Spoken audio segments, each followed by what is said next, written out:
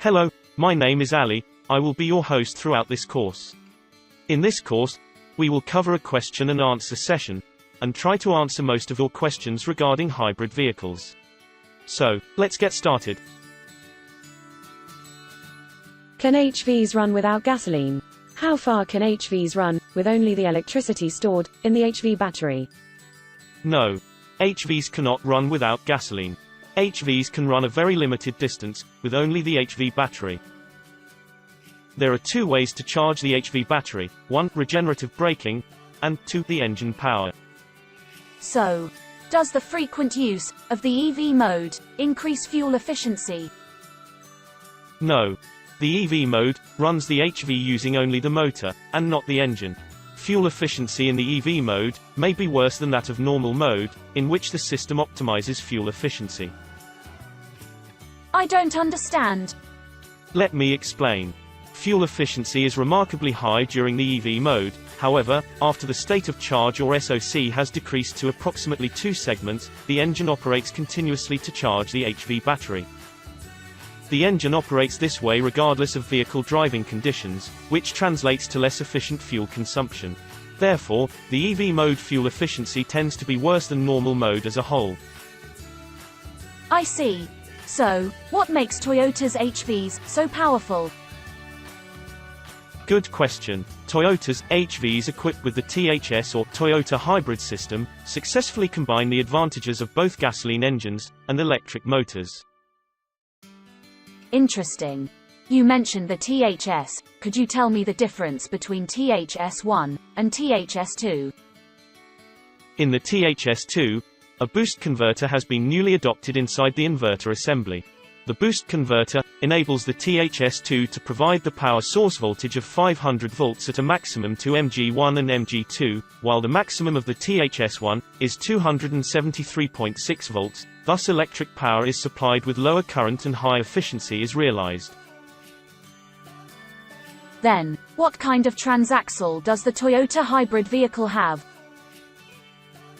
Well, it is an electronically controlled CVT, or continuously variable transmission, that seamlessly controls acceleration and deceleration by changing the engine rotation speed, generator mg1 and motor mg2 rotation speed.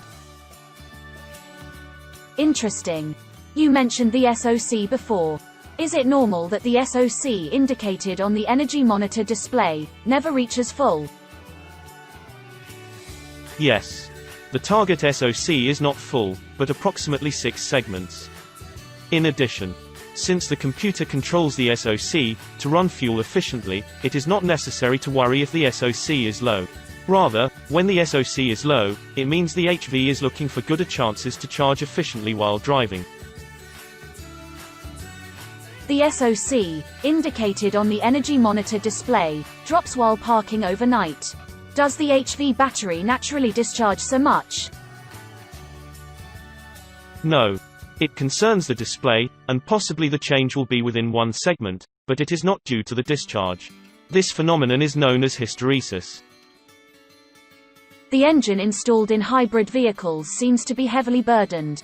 The engine repeatedly starts and stops frequently. Is the starter durable? Yes.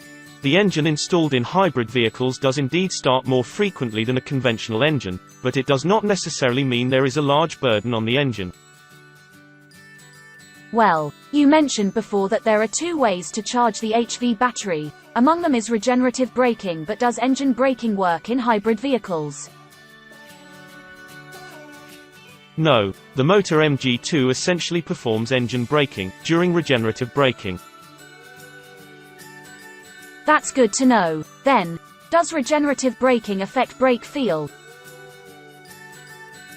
No. The amount of both hydraulic braking and regenerative braking are understood and optimally controlled, so that no shock is felt. So, how much electricity can be regenerated during one braking? Braking from 60 km per hour, or 37.3 miles per hour, until the vehicle stops increases the SOC by around 1% to 3%. The most effective way of recharging energy is gently decelerating while depressing the brake pedal softly. On the other hand, sudden braking leads to less effective regeneration, because in this case, hydraulic braking does a greater portion of the deceleration. Is it possible to regenerate more energy by decelerating while shifting in B range? No, regenerative energy does not increase, even if the shift lever is in B range. Use B range when strong engine braking is necessary. Should hybrid vehicles be warmed up? No, warming up is not necessary for hybrid systems. If you would like to heat inside the cabin, proceed with warming up the hybrid vehicle. Well, that concludes this section about HV information. I hope that was informative and covered a few questions you might have had about hybrid vehicles. See you next time.